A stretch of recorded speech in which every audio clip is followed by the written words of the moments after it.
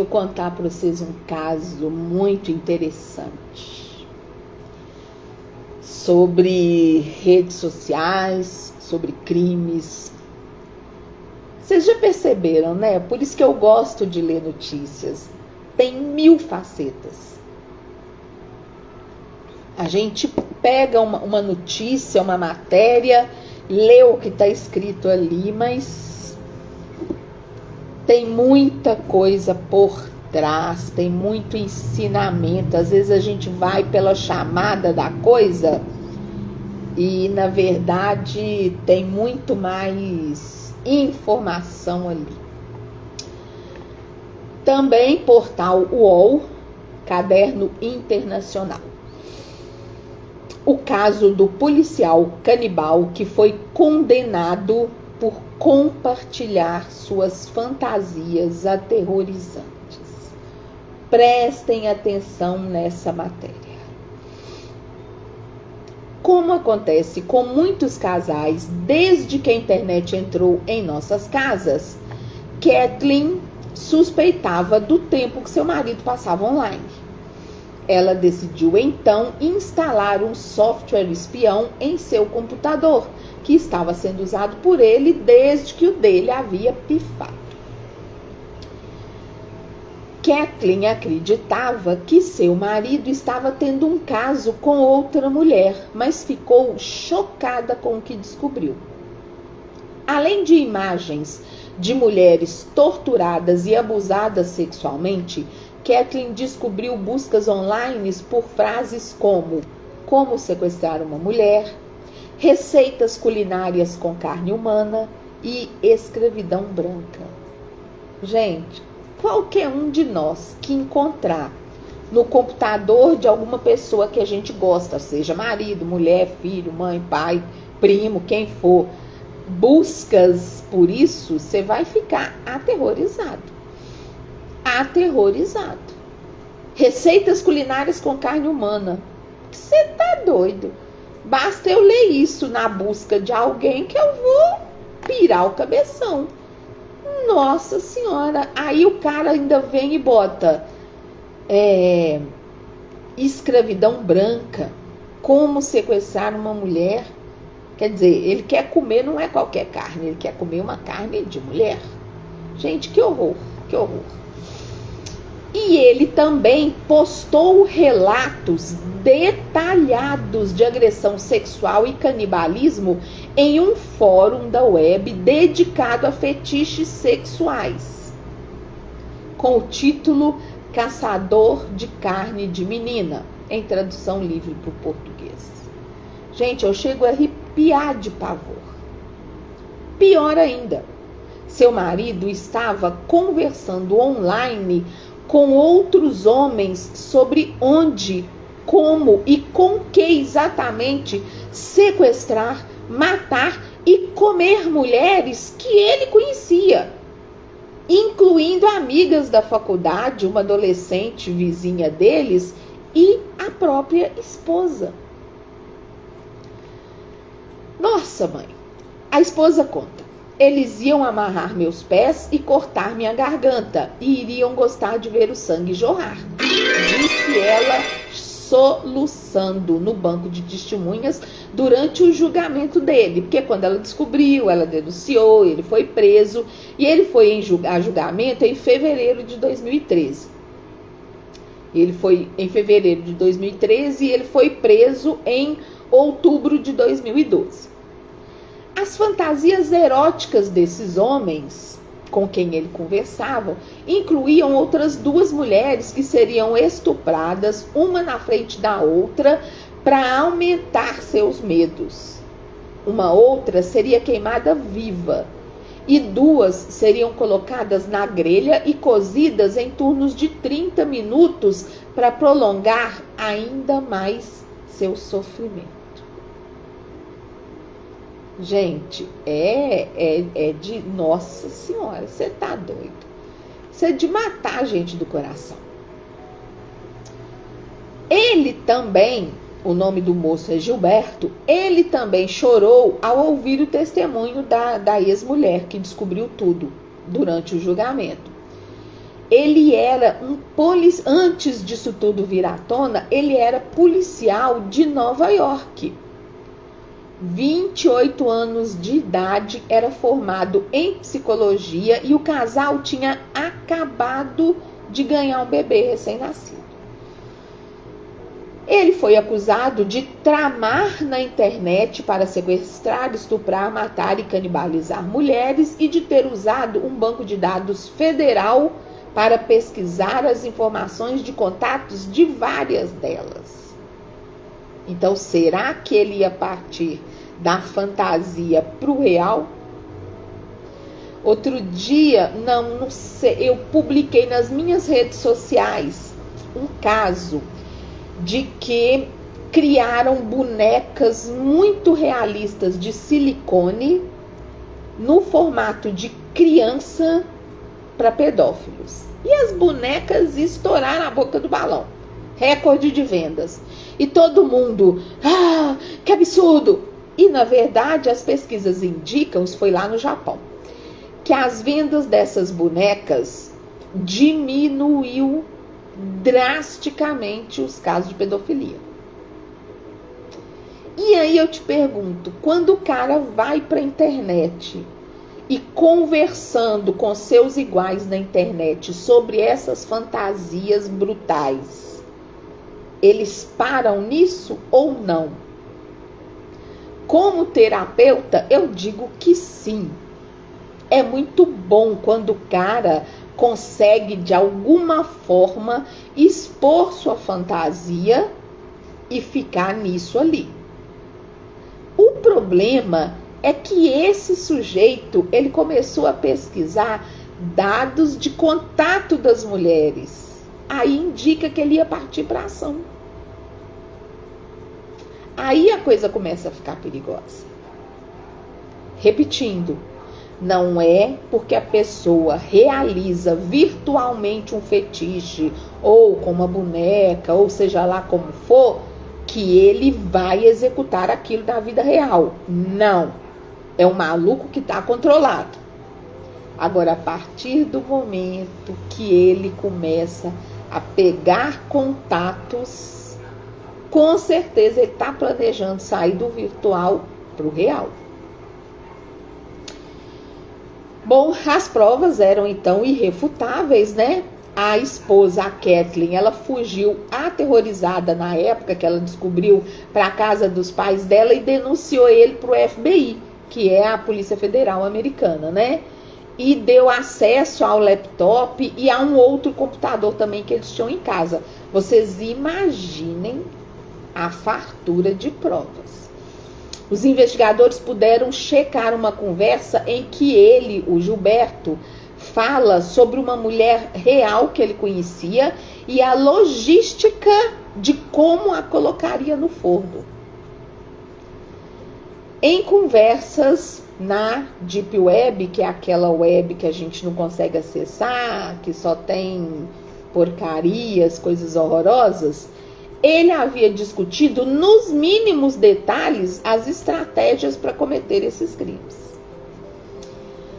A defesa dele não negou que as provas eram verdadeiras. Além disso, concordou que eram chocantes e horríveis, como se tivessem saído de um filme de terror realmente. Porém, a advogada dele diz que elas tinham algo mais em comum com os filmes de terror, que seriam pura ficção, fantasias aterrorizantes e nada além disso.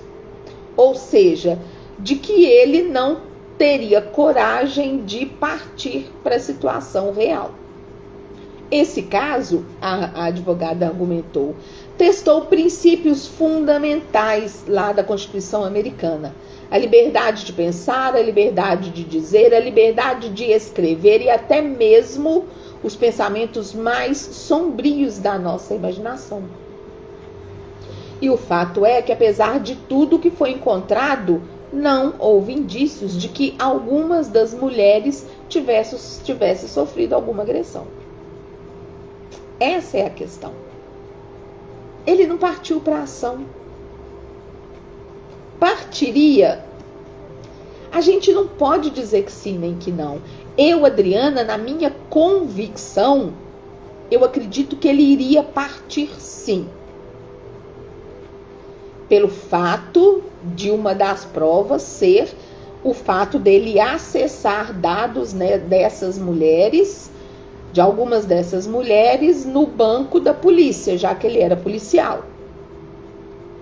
Mas muitas pessoas têm fantasias que pra gente é horrorosas e não saem disso, de fantasia. Tem muito homem que fantasia com criança e não maltrata criança nenhuma. Tem muito homem que fantasia transar com a mãe e não come a mãe. Então não dá pra gente dizer se esse caso específico, se ele iria partir para o real ou não. Eu acredito que sim, mas não é algo, o fato de eu acreditar que sim, se eu, como terapeuta, ou qualquer psicólogo, ou qualquer psiquiatra fosse chamado ao tribunal, jamais poderia afirmar que sim, ele vai partir. E mais, né, gente? Não existe lei que vá te punir por um crime que você ainda não cometeu. O que você faz na sua esfera privada, direito seu. Na sua esfera privada, você pode sonhar que você está comendo fulano, beltrano, não importa que seja um bebê, que seja um idoso, você pode ser preconceituoso, agora você não pode executar aquilo que você está trazendo, que você está fantasiando. Bom, o caso do policial canibal, como foi apelidado pela imprensa norte-americana, é estudado nas faculdades de direito dos Estados Unidos, pois levanta questões fascinantes sobre a fronteira psicológica e jurídica entre pensamentos normais e perigosos. Em nome da prevenção do crime, quando é o momento certo para intervir? Uma fantasia por si só pode ser um crime? Pois é. No direito brasileiro, não. No direito dos Estados Unidos, eu também sei que não. Mas lá nos Estados Unidos, eles têm uma questão muito interessante na prevenção de crimes. Para eles, se você tem um gene de infrator, você pode vir a ser um psicopata que seja. Então, se o seu bisavô cometeu uma infração de trânsito, fica lá registrado. E se de alguma forma te ligam ao seu bisavô, você é monitorado. Principalmente se você é estrangeiro. E ali, se te pegarem fumando uma maconha, mas eles vêm com a mão pesada como se você tivesse matado alguém. Por quê? Você está transgredindo uma lei que eu já sabia que você ia transgredir, porque o seu avô também transgrediu, quer dizer, você tem um gene ruim, então fora do meu país que eu não te quero aqui. Então lá, o bicho pega. E isso tudo é feito de uma maneira oficial, digamos assim, mas sem embasamento legal. E aí? Bom, para o júri do julgamento daquele moço, do Gilberto, sobre essas fantasias de fritar a mulher e comer, né? Comer com a boca, não é comer com o pinto, não. Para o júri, sim, uma fantasia por si só pode ser um crime. Ele foi condenado, olha só, por conspiração para sequestrar. Então aqui está dizendo que a fantasia pode ser um crime, sim. Então ele foi condenado por homicídio, por comer carne humana? Não. O que ele chama de fantasia, na verdade, foi considerado como uma conspiração, porque isso chegou às vias de fato. Havia um combinado de como sequestrar, só não tinham dito quando. Então ele foi condenado por conspiração para sequestrar e realização de busca não autorizada no banco de dados da Polícia Federal. E aí ele foi preso por isso, e não por aquilo que ele pretendia fazer. E isso aqui no Brasil também é possível. Ok? Então vamos separar bem. O júri entendeu que fantasiar é crime? Sim. Na verdade, não. Na verdade, o júri entendeu que ações que ele praticou se enquadravam em crimes. Mas ele não foi condenado por desejar picar e cozinhar pessoas, ou estuprá-las e etc. Bom, não é o mesmo, e aí a reportagem pergunta, mas esse tipo de fantasia não é o que fazem autores de livros e roteiristas de filmes e séries de televisão que fazem tanto sucesso? Mas é o que eu acabei de falar. Eles escrevem algo que você diz, que eles atestam que é ficção. Eles não entram em contato comigo, com você e com outras pessoas, aprendendo como fazer um crime e combinando de executá-lo, ainda que não tenha data específica para isso. Essa é a diferença. Bom, é verdade que, ao contrário dos autores, o moço lá, canibal, o policial canibal e outros com quem ele compartilhava seus pensamentos, faziam isso porque estavam sexualmente excitados, imaginando essas situações. Mas ele foi considerado culpado não por descrever o que ele imaginava, mas por redigir e-mails para tramar com outras pessoas um crime. O que ele cometeu foi o que os juristas chamam de crime incipiente. São crimes em que um ato não ocorreu ou ainda não foi cometido, mas os acusados realmente teriam feito o que planejaram? E isso importa? Para mim importa, mas não necessariamente para a justiça. Vale a pena ter em mente que, embora as fantasias de canibalismo não sejam supostamente muito comuns, as de assassinato parecem ser. Elas são conhecidas como ideação homicida e há estudos científicos, psiquiátricos, inclusive, sobre isso. Um desses estudos descobriu que 73% dos homens e 66% das mulheres da amostra tinham fantasiado sobre matar alguém. Eita! Para confirmar os resultados, os cientistas repetiram o experimento e encontraram taxas semelhantes. 79% para homens e 58% para as mulheres. Mas quem essas pessoas queriam matar? Os homens são mais propensos a fantasiar sobre matar estranhos e colegas de trabalho, enquanto as mulheres costumam fantasiar matar membros da família. A especialista em psicologia criminal, Julia Shaw, pesquisadora da Universidade College London e co-apresentadora do podcast Bad People da BBC, observa que alguns psicólogos evolucionistas argumentam que esses tipos de fantasias podem ser adaptativas. Tais fantasias são produto da nossa capacidade de pensamento abstrato e nos permite perguntar: se eu fizesse algo tão terrível, o que poderia acontecer comigo? Então é principalmente a sua curiosidade, não uma necessidade de você matar alguém, mas uma curiosidade de saber o que aconteceria comigo se eu matasse alguém, como eu me sentiria, né? Isso é comum em pessoas que a gente chama de suicidas, que nem necessariamente não são, sabe? O que aconteceria comigo se eu pulasse aqui do 19º andar desse prédio? Tem gente que pensa isso e não pula, mas morre de curiosidade de saber, nossa, como será que se eu pular aqui, como será que eu vou me sentir se eu dar um tiro na minha cabeça? Mas não necessariamente fazem isso.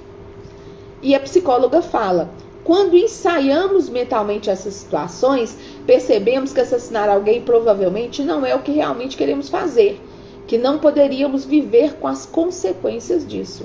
É o que acontece com alguns homens que têm fixação por sexo em criança. Ele sabe que ele não aguenta as consequências e ele não faz. Ele faz às vezes na internet, ou ele faz como uma boneca, mas ele não parte para o real. Então, fantasiar sobre algo tão ruim é potencialmente bom. Foi o que eu falei quando comecei, né, a ler a matéria. Mas onde está essa linha que não deve ser cruzada? Eis a questão. Bom, quase 2 anos depois do julgamento desse policial canibal, o veredito foi anulado por um juiz de apelação. Ele apelou e ele foi absolvido dos crimes de conspiração para sequestro. Suas fantasias sexuais depravadas e misóginas com sua esposa, ex-colegas de faculdade, conhecidos, certamente refletiam uma mente doentia, disse o juiz de apelação. Mas isso não é motivo suficiente para uma condenação. Sim, mas ninguém condenou ele por isso, não. Nem mesmo os planos detalhados de sequestro convenceram o juiz a privá-lo de sua liberdade. Pois é, imagina se você priva alguém que tem fantasias sexuais aterrorizantes de usar a internet.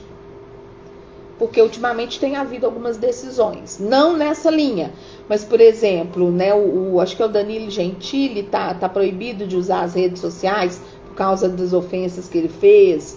Tem uns bolsopatas também que foram condenados, que proferiram ódio nas redes sociais, foram proibidos de usar as redes sociais. Aí você imagina, se eu estou planejando sequestrar, picar e comer alguém, o juiz vai me proibir de usar as redes sociais, de usar o computador, de usar a internet. Onde eu vou extravasar isso? O risco de eu ir para o real é muito grande, porque eu não tenho como extravasar. Gente, a mente humana é complicado demais. Complicado demais. Complicado é pouco. Complicado é pouco. Bom, nem mesmo os detalhes, então, convenceram o juiz de apelação a privar o policial canibal de sua liberdade. Na decisão, ele citou um caso no qual o policial canibal supostamente concordou com seus amigos cibernéticos em sequestrar 3 mulheres diferentes numa segunda-feira. Foi no início de 2012. Uma em Nova York, uma no Paquistão e uma terceira em Ohio. Mas nada disso aconteceu. Nenhum júri razoável poderia ter concluído que ele realmente pretendia sequestrar uma mulher naquela data. E não sequestrou. Ele é apenas culpado de ter pensamentos muito pouco convencionais. Gente, e isso, as pessoas falam assim, fulano é doente, fulano é mau, fulano é maluco, fulano é, né? Gente, isso é um distúrbio. Não tem cura, mas tem controle. É o mesmo caso de pedofilia que eu falo sempre aqui. É uma condição. Não tem cura, mas tem controle. E um controle que tem repercussão em outros aspectos da sua vida. E aí é muito sério esse trem, é uma questão psiquiátrica. E aí o juiz fala, nós não somos a polícia do pensamento. E aí eu sou obrigada a concordar, né? O governo não deve entrar em nossas cabeças. Pois é. Bom, uma editora norte-americana escreveu um prefácio, em 2016, o policial canibal escreveu um livro chamado Injustiça, a história não contada do policial canibal. E a editora pela qual ele publicou escreveu um prefácio explicando o motivo da publicação, observando que sentia, como a maioria da população, repulsa pelo tratamento dado às mulheres nas fantasias dele. É preciso explicar, porque senão, do jeito que hoje todo mundo culpa a gente por tudo, né? Fica parecendo que você está fazendo as coisas porque você compactua com aquilo, e não necessariamente. E o policial canibal pergunta, Quando, se é que alguma vez, um pensamento ultrapassa os limites e se torna um crime, vale a pena refletir. Esse foi o mote dele para lançar esse livro e desde então ele se tornou escritor, já publicou 4 romances e agora ele vende o que antes ele escrevia secretamente. E aí? Agora ele está na condição do que a gente tinha falado, dos autores de ficção. Olha que maravilha. Adriana, mas ele pode ser que ele pegue uma mulher? Pode ser que sim, pode ser que não. Pode ser que ele estava em vias de fazer, pode ser que depois disso tudo ocorrendo, que ele não faça. Fato é que escrever sobre alivia tudo. Falar sobre alivia tudo. Não só dores emocionais, como fantasias malucas. Que bom que ele encontrou uma válvula de escape para isso. Que história, hein? Nu!